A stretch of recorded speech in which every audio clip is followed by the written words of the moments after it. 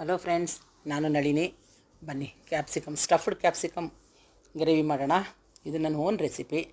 ಬನ್ನಿ ಒಂದು ಸಲ ಟ್ರೈ ಮಾಡೋಣ, ಹೆಂಗೆ ಮಾಡೋದು ಅಂತ ನೋಡೋಣ. ಬನ್ನಿ. ಪಾಲಕ್ ಸೊಪ್ಪು ಒಂದು ಕಟ್ನ ತೊಳೆದು ನಾನು ಎಣ್ಣೆಯಲ್ಲಿ ಫ್ರೈ ಮಾಡ್ಕೊಳ್ತಾಯಿದ್ದೀನಿ. ಅದನ್ನು ಮಿಕ್ಸಿ ಜಾರ್ಗೆ ಹಾಕ್ಕೊಂಡಿದ್ದೀನಿ.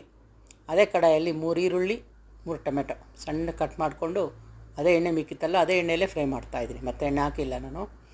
3 ಈರುಳ್ಳಿ 3 ಟೊಮೆಟೊ ಚೆನ್ನಾಗಿ ಫ್ರೈ ಮಾಡ್ಕೊಳ್ಳೋಣ.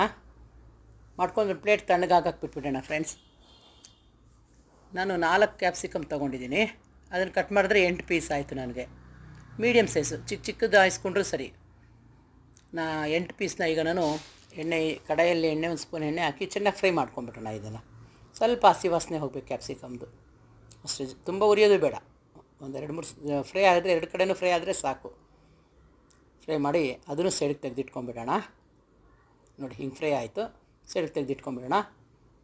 ಅದೇ ಕಡಾಯಲ್ಲಿ ಈಗ ನಾನು 3 ದೊಡ್ಡ ಸ್ಪೂನಷ್ಟು ಈಗ ಪಾಲಕ್ ಸೊಪ್ಪು ಜೊತೆ ಈರುಳ್ಳಿ ಟೊಮೆಟೊ ಹಾಕಿ ಪೇಸ್ಟ್ ಮಾಡಿ ಇಟ್ಕೊಳ್ಳೋಣ.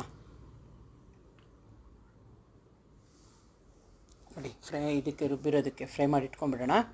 ಈಗ ಕಡಲೆ ಹಿಟ್ಟು ಹೇಳಿದ್ನಲ್ಲ ಆಗಲೇ 3 ಸ್ಪೂನಷ್ಟು ಕಡಲೆ ಹಿಟ್ಟು ಚೆನ್ನಾಗಿ ಫ್ರೈ ಮಾಡ್ಕೊಳ್ಳೋಣ. ಹಸಿ ವಾಸನೆ ಹೋಗೋವರೆಗೂ ಚೆನ್ನಾಗಿ ಫ್ರೈ ಮಾಡ್ಕೊಳ್ಳೋಣ. ಗಮ್ ಅಂತ ಸ್ಮೆಲ್ ಬರುತ್ತೆ, ಅಲ್ಲಿವರೆಗೂ ಫ್ರೈ ಮಾಡೋಣ. ಇದನ್ನು ಫ್ರೈ ಮಾಡಿ ಮೊದಲೇ ಹುರಿದಿಟ್ಕೊಂಡಿದ್ವಲ್ಲ ಈರುಳ್ಳಿ ಟೊಮೆಟೊ, ಅದನ್ನು ಇದಕ್ಕೆ ಮಿಕ್ಸ್ ಮಾಡೋಣ. ಈಗ ಎಲ್ಲ ಮಿಕ್ಸ್ ಮಾಡಿಬಿಡೋಣ. ಇದಕ್ಕೆ ಮಸಾಲೆ ನಾನು ಹಾಕಿರೋದು red chilli powder, garam masala powder, ರುಚಿಗೆ ತಕ್ಕಷ್ಟು ಉಪ್ಪು ಎಲ್ಲ ಹಾಕಿ ಮಿಕ್ಸ್ ಮಾಡ್ಕೊಂಬಿಟ್ಟಿದ್ದೀನಿ ಫ್ರೆಂಡ್ಸ್. ಇದನ್ನು 8 ಉಂಡೆ ಮಾಡ್ಕೊಳ್ತಾಯಿದ್ದೀನಿ. ಯಾಕಂದರೆ 8 ಪೀಸ್ ಕ್ಯಾಪ್ಸಿಕಮ್ ಅಲ್ಲ, ನನ್ನ ಹತ್ರ 4ನ ಭಾಗ ಮಾಡಿದ್ರೆ 8 ಪೀಸ್ ಆಯಿತು. 8 ಉಂಡೆ ಆಗಿ ಮಿಕ್ಕಿರೋದನ್ನು ಮಿಕ್ಸಿಗೆ ಹಾಕಿ ರುಬ್ಬಿಡೋಣ. 8 ಉಂಡೆ ಆಗಿ ಮಿಕ್ಕಿದ್ರೆ ಮಿಕ್ಸಿಗೆ ಹಾಕ್ಕೊಂಡು ರುಬ್ಕೊಂಬಿಡಿ. ಅದನ್ನು ನಾನು ಸ್ವಲ್ಪ ಮಿಕ್ಕಿತ್ತು, ಅದನ್ನು ನಾನು ಮಿಕ್ಸಿಗೆ ಹಾಕ್ಬಿಟ್ಟಿದ್ದೀನಿ. 8 ಪೀಸ್ಗೆ ಹಿಂಗೆ ಸ್ಟಫ್ ಮಾಡಿ ಇಟ್ಕೊಂಬಿಡೋಣ. ನೋಡಿ, ಮಿಕ್ಕಿರೋ ಎಲ್ಲ ಹಾಕ್ಬಿಟ್ಟು ರುಬ್ಬಿಟ್ಟಿದ್ದೀನಿ ಪಾಲಕ್ ಜೊತೆ ಈರುಳ್ಳಿ ಜೊತೆ.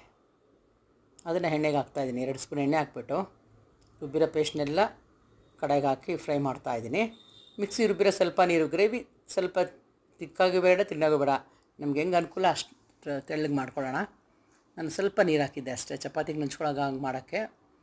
ನೋಡಿ, ಚೆನ್ನಾಗಿ ಕುದೀತಾ ಇದೆ. ಈಗ ಡಿಪ್ ಮಾಡಿ ಇಟ್ಕೊಂಡಿದ್ವಲ್ಲ ಕ್ಯಾಪ್ಸಿಕಮ್ ಮಸಾಲ, ಈ ಮಸಾಲೆ ಒಂದೊಂದೇ ಕ್ಯಾಪ್ಸಿಕಮ್ನ ಅದರಲ್ಲಿ ಮಸಾಲೆಯಲ್ಲಿ ಬಿಡೋಣ. ನೋಡಿ, ಚೆನ್ನಾಗಿ ಕುದೀತಾ ಇದೆ. ಈಗ ಉಪ್ಪು ಖಾರ ಎಲ್ಲ ಹೊಂದ್ಕೊಳ್ಳೋವರೆಗೂ ಒಂದು 5 ನಿಮಿಷ ಕುದಿಸೋಣ. ಇದು ನೋಡಿ ಫ್ರೆಂಡ್ಸ್, ರೆಡಿ ಆಯಿತು. ನಾನಿವತ್ತು ಚಪಾತಿಗೆ ಮಾಡಿದ್ದೀನಿ. ಎಲ್ಲ ಥರ ಕುಲ್ಚಾ ಪರೋಟ ಎಲ್ಲದಕ್ಕೂ ಚೆನ್ನಾಗಿರುತ್ತೆ ಫ್ರೆಂಡ್ಸ್. ನಾನು ಪೂರಿ, ನೀವು ಒಂದು ಸಲ ಟ್ರೈ ಮಾಡಿ ಫ್ರೆಂಡ್ಸ್. ಬನ್ನಿ ಟೇಸ್ಟ್ ಮಾಡೋಣ.